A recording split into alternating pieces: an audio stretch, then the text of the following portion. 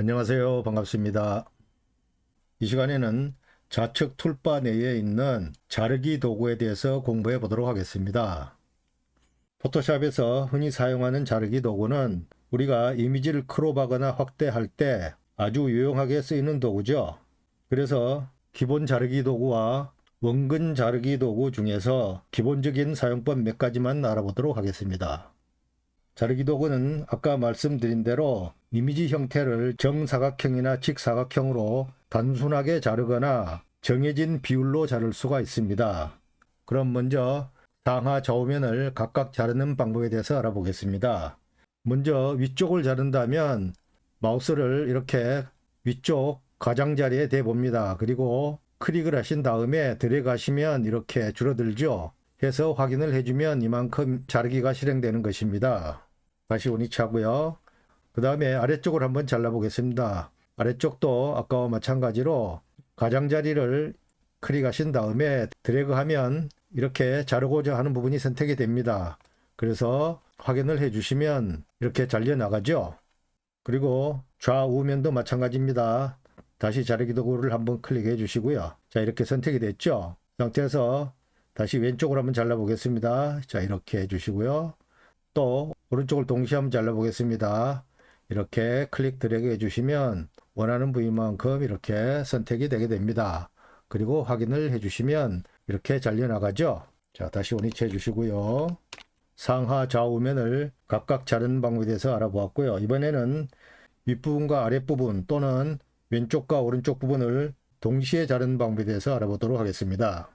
자, 자르기 도구를 선택해 주시고요. Alt키를 누른 다음에 이렇게 위쪽이든 아래쪽이든 클릭을 하시고 이렇게 드래그 해주시면 상하 부위가 동시에 잘리게 되죠. 일단 확인을 해보겠습니다. 자, 이렇게 잘려 나갔죠. 그 다음에 좌우도 한번 동시에 잘라보도록 하겠습니다. 다시 자르기 도구를 선택해 주시고요. 이렇게 선택된 상태에서 다시 Alt키를 누릅니다. 그리고 마우스를 이렇게 클릭 드래그 해주시면 보시는 것처럼 이렇게 좌우가 동시에 잘리게 됩니다. 다시 이번에는 이미지 전체를 동일한 비율로 한번 잘라보겠습니다. 자르기 도구를 선택합니다. 그리고 Alt키를 누른 상태에서 모서리 부분을 이렇게 클릭해 주시고요. 대각선으로 이렇게 드래그 해주시면 동일한 비율로 잘려나감을 볼 수가 있습니다. 확인하겠습니다. 자, 이렇게 잘려지죠. 그 다음에 지금까지 자르기를 했다면 이번에는 확장하는 방법에 대해서 알아보도록 하겠습니다. 상하 또는 좌우면을 확장해 보도록 하겠습니다. 자르기 도구를 선택해 주시고요. Alt키를 누른 상태에서 가장자리에 이렇게 대봅니다. 그러면 커서 모양이 바뀌었죠. 이때 마우스를 클릭하시고 이렇게 위쪽으로 드래그를 해줍니다. 그러면 어떻습니까? 이렇게 확장이 되죠. 왼쪽과 오른쪽도 한번 해보도록 하겠습니다. 이 상태에서 Alt키를 누르시고 클릭하신 다음에 바깥쪽으로 이렇게 확장을 해줍니다. 자, 그러면 상하 좌우에 흰 여백이 들어갔죠. 사진에 액자 효과를 넣고 싶을 때 이런 방법을 사용하시면 되겠습니다. 그리고 여기에서 한 가지 더 알려드릴 것은 포토샵 최신 버전을 사용하신다면 이렇게 확장이 된 상태에서 생성형 확장 패널이 있죠. 여기를 한번 클릭을 하신 다음에 이 생성 버튼을 눌러줍니다. 자, 그리고 잠시 기다리시면 이 상하 좌우에 이미지가 내용 인식이 되어서 확장이 될 것입니다. 자, 어떻습니까? 아까에 비교해서 이미지가 더 커지면서 확장이 되었죠. 이렇게 포토샵에 AI가 적용되면서 이제는 이런 풍경 사진도 모자란 부분을 내용 인식을 통해서 확장시킬 수 있는 그런 시대가 되었습니다. 자, 이렇게 이미지를 자르고 확장시키는 방법에 대해서 알아보았는데요.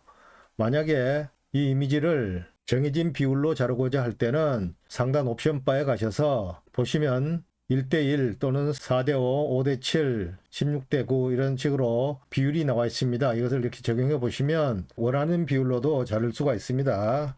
또는 옵션 바에서 비율을 선택하시고 여기에 공모전에서 주로 적용하는 14 곱하기 11인치를 한번 적용해 보겠습니다. 14 그리고 11 이렇게 하시면 본인이 원하는 크기의 이미지를 자를 수가 있겠습니다.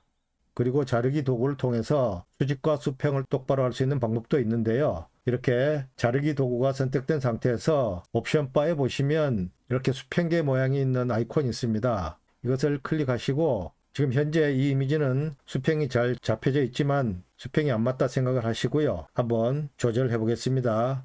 이렇게 컷을 움직이신 다음에 수평의 기준이 될 만한 위치에 클릭을 하시고 그대로 이렇게 그어 주시면 보시는 것처럼 수평선이 그어지죠. 만약에 이 상태가 똑바른 수평이라고 하면 여기에 마우스를 놔줍니다. 그러면 이렇게 바르게 되면서 상하 좌우로 여백이 생기게 되죠. 여기서도 마찬가지로 생성형 확장을 눌러주시고 생성을 해주시면 잠시 뒤에 이렇게 채워지면서 원하는 이미지가 완성이 될 것입니다.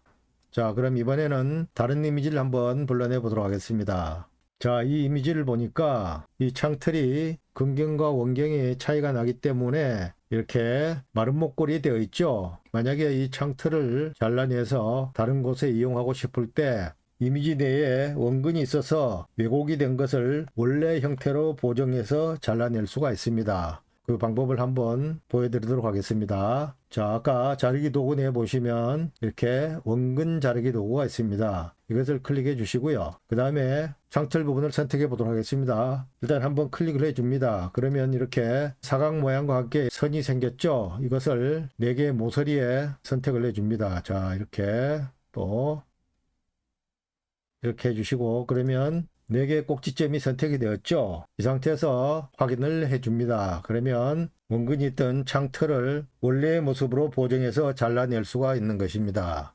이렇게 해서 자르기 도구 사용법에 대해서 알아보았습니다. 포토샵 고수님들은 잘 알고 계시겠지만 처음 접하시는 분들을 위해서 영상을 준비했으니 포토샵을 배우고 익히는데 조금이라도 도움이 되셨으면 좋겠습니다. 구독과 좋아요는 저에게 큰 힘이 됩니다. 시청해주셔서 감사합니다. 안녕히 계세요.